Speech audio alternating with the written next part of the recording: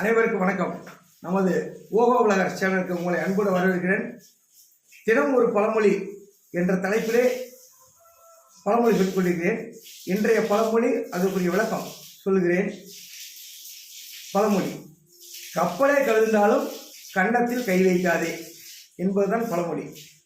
நம்ம அடிக்கடி நம்ம பெரியவங்க சொல்லுவாங்க, கப்பலாக வந்து போச்சு, கன்னத்தில் கை வச்சுட்டு இருக்கிற அப்படின்னு சொல்லுவாங்க. அதாவது சில பேர் கவலையாக இருக்கும்போது எதையோ யோசனையில் அப்படி கை வச்சுட்டு இருப்பாங்கல்ல, அப்போ சொல்லுவாங்க.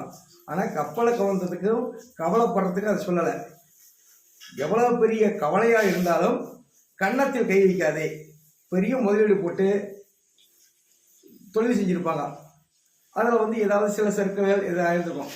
அந்த சமயத்தில் கன்னம் என்றால் கோல்னு அர்த்தம். அதாவது அந்த காலத்தில் திருடர்கள் என்ன பண்ணுவாங்கன்னா, பெரிய பெரிய சுவர்கள் இருக்குது பார்த்தீங்களா, வீடுகளில் சுவத்தை வட்டமாக ஓட்டம் போட்டு கன்னம், அதாவது பெரிய உலக்க மாதிரி கோல், அதுக்கு பதிலாக கண்ணக்கோல்பாங்க, உலக்க மாதிரி அந்த கோலை வச்சு உள்ளே விட்டு அரைச்சிருக்கிறாங்கன்னு பார்த்துட்டு அது மூலமாக உள்ளே பூந்து திருடிட்டு வருவாங்க.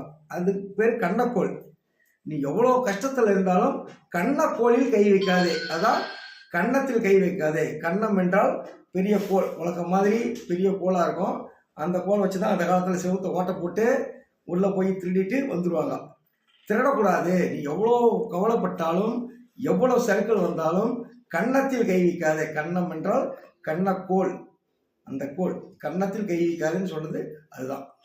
ஓகேங்களா?